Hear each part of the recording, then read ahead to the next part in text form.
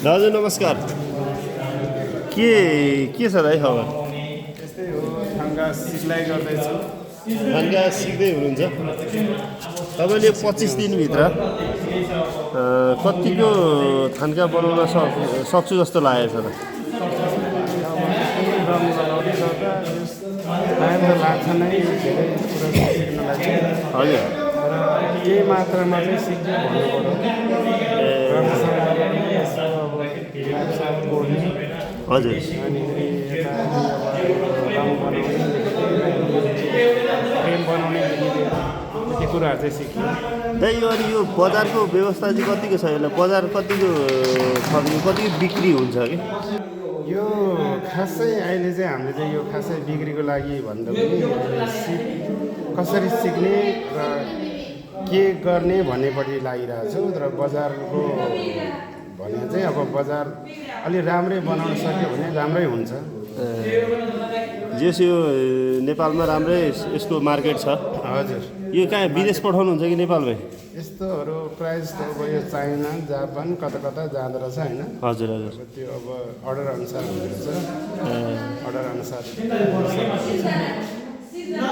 जस यो सिप प्रति तपाईँ यो उद्योग तथा वाणिज्य कार्यालयले लगभग 25 दिनको सिप विकास तालिम दिएको छ। यसमा कतिको खुसी हुनुहुन्छ, कतिको सन्तुष्ट हुनुहुन्छ? खुसी छु भन्नुपर्छ। अब हाम्रो गाउँठाउँमा सिप मुलुक तालिम आउनु भनेकै एकदम राम्रो कुरो हो र सबैलाई बुझ्नु पनि जरुर छ।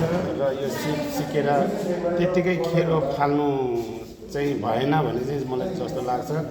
र यो सिपले चाहिँ निरन्तरण दिएर चाहिँ सिप गर्दै गयो भने भविष्यको लागि पनि काम लाग्ने एउटा पनि आधार पनि बन्ने रहेछ भन्ने मलाई लाग्छ।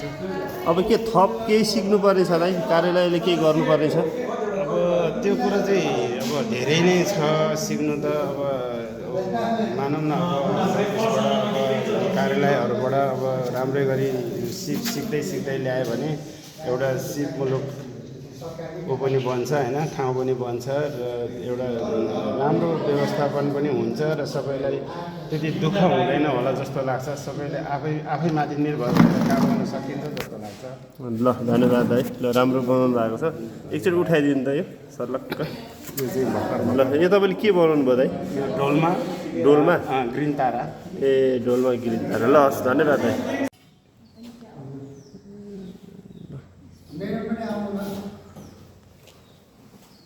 पर्दैन म आउनुलाई आएको छ।